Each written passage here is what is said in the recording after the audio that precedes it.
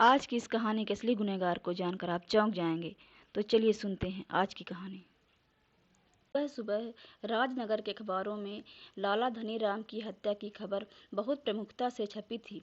लाला धनीराम राजनगर के बहुत ही इज्जतदार और प्रतिष्ठित व्यक्ति थे। हर जगह लोग इसी खबर को पढ़ रहे थे और चर्चा कर रहे थे। एजेंट सिद्धार्थ भी अपने घर में इस खबर को ध्यान से पढ़ रहा था। तभी उसके मोबाइल की घंटी बज उठती है। सिद्धार्थ, यह तो कमिश्नर अजय का कॉल है। अब उसे कोई ज़रूरी बात होगी, अन्यथा इतनी सुबह तो वह कभी कॉल नहीं करते। नमस्ते कमिश्नर अंकल, कैसे हैं? कहिए, इतनी सुबह कैसे याद किया मुझे? कमिश्नर सिद्धार्थ, तुमने तो लाला धनीराम की हत्या वाली खबर जरूर पढ़ी होगी। मुझे तुमसे इस केस के बारे में कुछ ज़रूरी बातें करनी हैं। फौरन मेरे ऑफिस आ जाओ। इतना सुनते ही सिद्धार्थ पुलिस हेडक्वार्टर की तरफ निकल पड़ता है। सिद्धार्थ एक शौकिया जासूस था। कम उम्र होने के बाद भी उसने अपनी बुद्धि और चतुराई के से कई मुश्किल केस सुलझाकर पुलिस की बहुत ही मदद। कमिश्नर अजय उसके इस प्रतिभा से बहुत खुश रहते और अक्सर पुलिस केस में उसकी मदद लेते रहते थे। थोड़ी ही देर में सिद्धार्थ पुलिस हेडक्वार्टर में कमिश्नर अजय के सामने बैठा था। कमिश्नर सिद्धार्थ, कल रात को लाला धनीराम का उनकी हवेली में रहस्यमय तरीके से खून हो गया। अभी तक खूनी पकड़ा नहीं गया है। हाई प्रोफाइल केस होने के कारण पुलिस पर खूनी को पकड़ने और केस सॉल्व करने का बहुत दबाव है। इंस्पेक्टर चुलबुल इस केस पर काम कर रहे हैं, लेकिन मैं चाहता हूं कि तुम भी पुलिस के साथ इस केस पर काम करो। सिद्धार्थ, जरूर अंकल, आप चिंता ना करें, हम बहुत जल्दी खूनी को पकड़ लेंगे। इतना कहकर सिद्धार्थ लाला धनीराम की हवेली की तरफ निकल पड़ता है। धनीराम की आलीशान हवेली पर पहुंचकर उसने देखा कि वहां लोगों की भीड़ जमा है। कुछ पुलिस वाले भी तहकीकात कर रहे थे। बिना समय गंवाए सिद्धार्थ सीधा इंस्पेक्टर चुलबुल के पास पहुंचा। इंस्पेक्टर चुलबुल एक मोहन नाम के व्यक्ति से पूछताछ कर रहे थे। मोहन, माफ़ कीजिएगा साहब, मुझे इससे ज़्यादा और कुछ नहीं पता। इंस्पेक्टर चुलबुल, ठीक है, अभी तो तुम जाओ, ध्यान रहे कुछ भी छुपाने की कोशिश मत करना। इंस्पेक्टर चुलबुल, अरे सिद्धार्थ, तुम आ गए? थोड़ी देर पहले ही अजय साहब ने मुझे फ़ोन करके तुम्हारे बारे में बताया। इंस्पेक्टर चुलबुल ने सिद्धार्थ को केस के बारे में बताना शुरू किया। इंस्पेक्टर चुलबुल, धनीराम एक सफल व्यापारी थे। रुपए पैसे की कोई कमी नहीं थी। पुराने विचारों के होने के साथ वह थोड़ी क्रोधी स्वभाव के थे और थोड़ी मुंहफट भी थे। क्रोध में अक्सर लोगों को चुभने वाली बातें बोल दिया करते थे। धनीराम के परिवार में उनके 3 लड़के हैं, पवन, दीपक, सुनील। तीनों अविवाहित हैं और इसी घर में रहते हैं। इंस्पेक्टर चुलबुल, उनकी पत्नी का निधन छोटे बेटे दीपक के जन्म के समय हो गया था। इसके अलावा रामू नाम का एक विश्वासपात्र नौकर भी रहता है। इंस्पेक्टर चुलबुल, रामू इनके साथ कई सालों से है और उस पर कोई शक नहीं है। सबसे छोटे बेटे का नाम दीपक है। बेचारा शरीर से लाचार है। उसका एक पाँव खराब है, इसलिए बैसाखी का प्रयोग करता है। बहुत ही सीधा और नेक आदमी है। कोई काम नहीं करता और सारे समय घर में ही रहता है, लेकिन उसे पढ़ने का बहुत शौक है। उसे कई विषयों का अच्छा ज्ञान है। इंस्पेक्टर चुलबुल, दूसरा बेटा पवन है। वह मेडिकल की पढ़ाई कर रहा है और काफ़ी तेज दिमाग का व्यक्ति है। स्वभाव से समझदार और सुलझा हुआ व्यक्ति है। सुनने में आया है कि धनीराम ने पवन को ही अपना वारिस बनाया है, लेकिन अभी तक कोई भी वसीयतनामा नहीं मिला है। इंस्पेक्टर चुलबुल, सबसे बड़ा बेटा सुनील है। सुनील एक नंबर का नालायक और आवारा व्यक्ति है। हर दिन धनीराम से उसकी लड़ाई होती रहती थी। वह कपड़ों का व्यापारी है। उसे व्यापार में भारी घाटा हुआ है और उस पर काफ़ी कर्ज भी है, इसलिए उसे पैसों की सख्त ज़रूरत है। उसे शराब पीने की बुरी आदत भी है। कल रात से ही वह गायब है। इंस्पेक्टर चुलबुल, यह बहुत ही सीधा केस है सिद्धार्थ। सुनील ने ही हत्या की है और हत्या करके फरार हो गया है।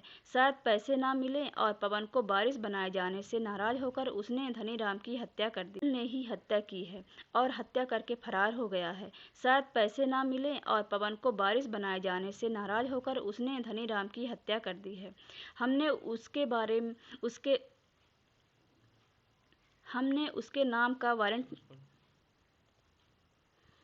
इंस्पेक्टर चुलबुल, यह बहुत ही सीधा केस।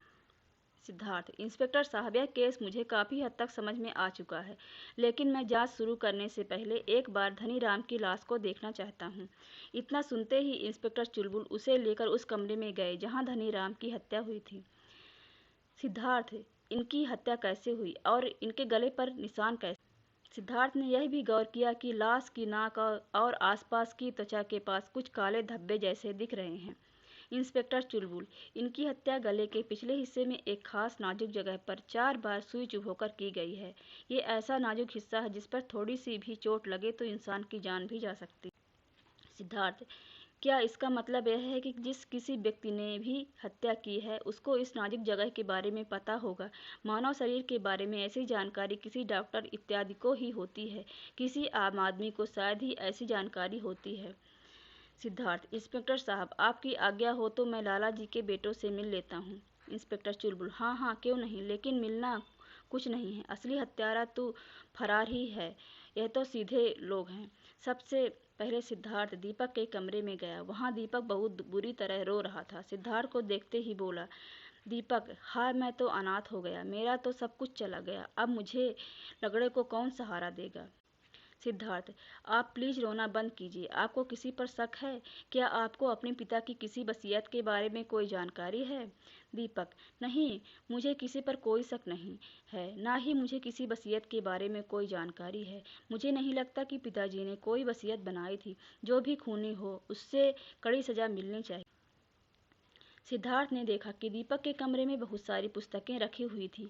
उसकी मेज पर कई सारे पेन रखे हुए थे। दीपक से मिलने के बाद सिद्धार्थ पवन अपने कमरे में बहुत उदास बैठा था। सिद्धार्थ को देखते ही वह बोला, पवन, इंस्पेक्टर चुलबुल ने आपके बारे में बताया। मुझे पूरी उम्मीद है कि आप लोग जल्द ही खूनी को खोज लेंगे। सिद्धार्थ, जो भी कुछ हुआ उसके लिए मुझे बहुत दुख है। उम्मीद करता हूँ कि आप मेरे सवालों के सही जवाब देंगे। यह कहते हुए सिद्धार्थ एक मोटी पुस्तक पवन के टेबल पर उठाकर देखने लगा। अचानक उसकी नज़र किताब के पन्नों पर कुछ अंडरलाइन किए हुए चौंक गया। उन वाक्यों को पढ़कर वह चौंक गया। वाक्य बिल्कुल उसी नाजुक स्थान के बारे में थे जिस पर प्रहार करके धनीराम को मारा गया था। लेकिन सिद्धार्थ ने पवन से उसके बारे में कुछ नहीं कहा। सिद्धार्थ, क्या आपके पिताजी की किसी से कोई दुश्मनी थी? ऐसा तो नहीं कि सुनील जी ने ही अपने पिता को खून किया हो? पवन, नहीं नहीं, ऐसा नहीं हो सकता। सुनील भैया कितने भी बुरे हों लेकिन वह ऐसा काम बिल्कुल नहीं करेंगे। पिताजी तो बहुत ही सज्जन थे, उनकी किसी से कोई दुश्मनी नहीं थी। सिद्धार्थ, ठीक है, आप कहते हैं तो मान लेते हैं, लेकिन अभी भी आप हमारे शक के दायरे में हैं। हाँ, आपसे सहयोग की पूरी आशा करते हैं। इतना कहने के बाद सिद्धार्थ इंस्पेक्टर चुलबुल से मिला। सिद्धार्थ, ठीक है इंस्पेक्टर साहब, मैं घर के लिए निकलता हूँ। मुझे कुछ सुराग मिले हैं, लेकिन मैं पूरी तरह आश्वस्त होकर ही आपको बताऊंगा। इसी बीच अगर आपको सुनील के बारे में कुछ पता चले तो मुझे ज़रूर खबर कीजिएगा। अगली सुबह पुलिस हेडक्वार्टर में सिद्धार्थ सुनील से पूछताछ कर रहा था। पिछली रात को ही सुनील पकड़ा गया था। पकड़े जाने के वक्त पूरी सुनील, मैंने किसी की हत्या नहीं की है, मैं निर्दोष हूँ। भले उस दिन दोपहर में पिताजी से लड़ाई की थी, लेकिन मैं खूनी नहीं हूँ। अब मुझे पता चला कि उन्होंने सारी संपत्ति पवन के नाम कर दी तो मुझे क्रोध आ गया। ऐसी स्थिति में किसी को भी क्रोध आ जाएगा। सुनील, खैर, मैं उनसे लड़ाई के बाद अपना दुख कम करने के लिए अपने दोस्त के घर चला गया था। मैंने पूरी रात शराब पी थी। उसके बाद मुझे कुछ याद नहीं। जब नींद खुली तो मैंने अपने आप को यहाँ पाया। सिद्धार्थ, अच्छा तो यह बात है। वैसे आपके घर में क्लोरोफार्म का प्रयोग कौन करता है? सुनील, क्लोरोफार्म का प्रयोग तो सुनील का जवाब सुनकर सिद्धार्थ चौंक गया, लेकिन उसने कुछ नहीं कहा और वह तुरंत ही धनीराम की हवेली के लिए निकल पड़ा। धनीराम की हवेली पर पहुंचकर सिद्धार्थ घर के नौकर रामू से मिला। उसके कुछ सवाल जवाब किया। रामू से कुछ सुराग लेकर वह दीपक के कमरे में पहुंचा और बोला, सिद्धार्थ, माफ कीजिए, आपके पास कोई कलम है क्या?